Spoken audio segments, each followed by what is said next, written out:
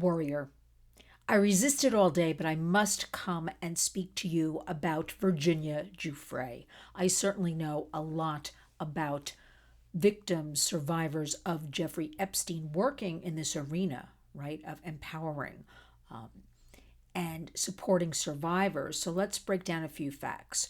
When a friend of mine late last night texted me, I was in disbelief about Virginia Giuffre. Unexpected, not so much, but in disbelief. Listen, going back a couple of weeks ago when we saw her in some sort of hospital bed, if you look at that picture where she looks like she was somebody beat her up and she was bruised, and yet she had some earrings and necklaces on and was saying things like, she was hit by a bus, and then we got this weird statement a couple of days later. Oh, she made a mistake. That was a private posting that got out. None of it made sense. But I'm here to say this is a prime example of blaming the victim. She really was, in retrospect, the sole voice that came forward, the impetus that began the snowballing of other young women and women, just all coming forward. She led the charge. We have to give her credit where credit is due. There have been no sightings, as far as I know, of Virginia Giuffre other than that picture in the last several months. I know it's, again, and we don't know. I actually, after that picture surfaced, a great source of mine said she was going to find out some information and therefore relayed to me a week later she couldn't really find out any information about Virginia, what was really going on. We read things that said she broke up with her husband, 3 beautiful children that she loved, loved, loved. She was putting that on Instagram. Yet she moved to Australia, perhaps to just get out of America and be in her own environment. But you know what? She was the center part of this huge case, this huge crime, right? Let's call it a crime. Let's call it what it is, not what it was, what it is. But I'm here to say it is just devastating and shocking. And for all of the survivors and victims who also came forward in this case, to see that Virginia, who truly was a warrior and led the pack, would do this. I want more information, because since last night when I first heard this, I didn't hear anything all day. I'm seeing the same exact information being relayed. Found unresponsive, emergency medical showed up, doesn't look like any foul play, nothing suspicious, move on. I also don't see, even in the media, this should be top headlines all over. And I got to dig through things online and find it, down on the bottom. Something is not right. You know it and I know it.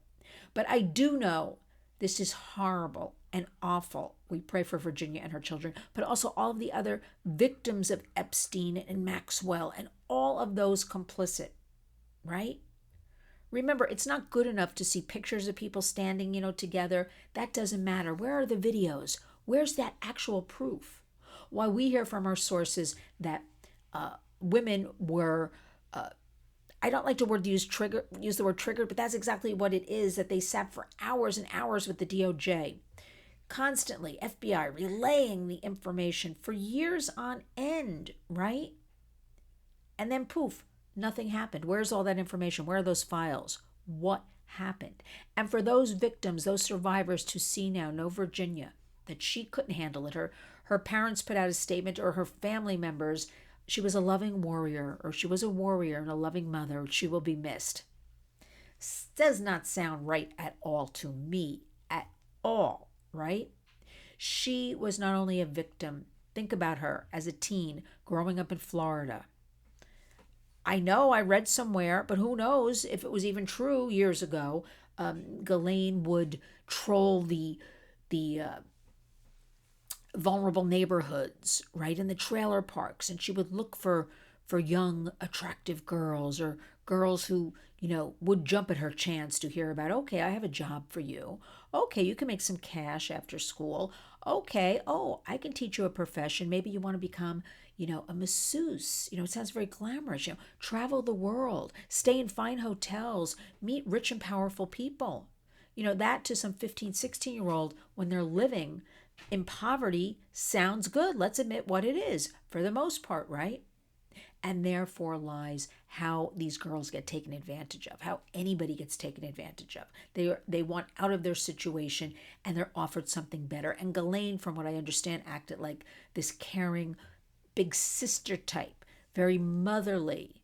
And then once she gained their trust, what she did to them. And I have that on firsthand accounts, right? So I know what happened. But what bothers me is the DOJ was told to stand down in 2021. Now, let me see. Oh, I guess that was during the Biden administration because it was kind of full steam ahead before 2021 for an investigation. Change in administration. And this is coming right from the horse's mouth from people in the know in DC who know what's going on. Stand down. And nothing happened. So for all of those, and not only victims of Jeffrey Epstein, anybody abused, exploited by rich and powerful people, they look at this and they'll just say, see, she couldn't deal with it. She left us. She couldn't handle it. Why should I handle it? Or see, there's no accountability. They never get in trouble, those rich people, those powerful men and women. See, we're heading into the trial May 5th of one Sean Combs. I like to call him Dirty Diddy. I've had it relayed to me by survivors and victims of crimes.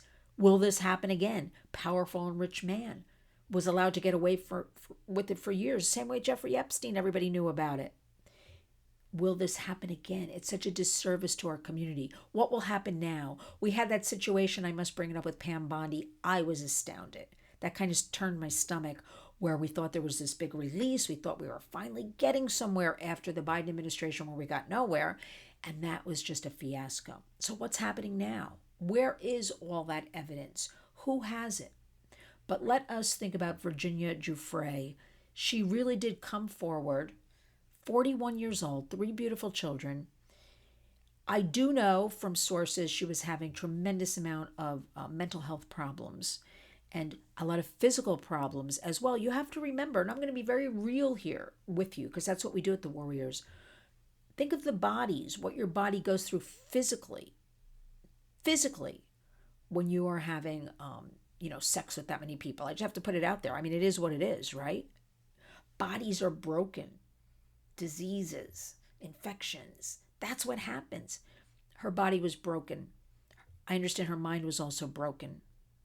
However, none of us believe that she was really ready to take her own life. She even put out a statement if something should happen. I'm not going to commit suicide. I'm not. But what did happen? We never got to the bottom of that story. All of these women out there are still there, a lot of them. Think of all the ones that never came forward out of embarrassment, just wanted to forget about it. Nothing. So let's think about Virginia. She started the whole thing. She talked about Prince Andrew. She talked about Bill Clinton. She talked about Jeffrey Epstein and Ghislaine Maxwell and got the ball rolling. Now, in her name, in her memory, and all these other victims and survivors of not only Jeffrey Epstein and the Dirty Diddy and all the other ones, we must remain vigilant because our hashtag is Community Creates Change. We must carry on. We must dig deeper. We must seek answers. I will share with you anything I learn. But I do know the whole case, 2021, told to stand down.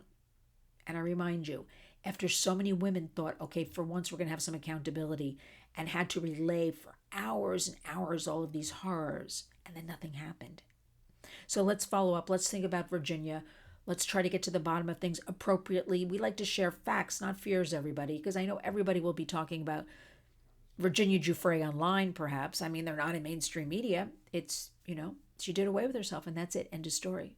I'm going to stay on this one. We owe it to Virginia, and we owe it to all of the other victims of Jeffrey Epstein and all of the other victims and survivors out there. Please honor our hashtag Community Creates Change, lynswarriors.org. Don't forget our event in New York City, May 6th at the Great Cutting Room at 5:30 p.m. We're having Rosie Timon is going to sing a beautiful, she's a singer-songwriter. We've got George Bugatti on the piano, live piano music, a wonderful silent auction. We've got food, we've got family, we've got friends, a good time.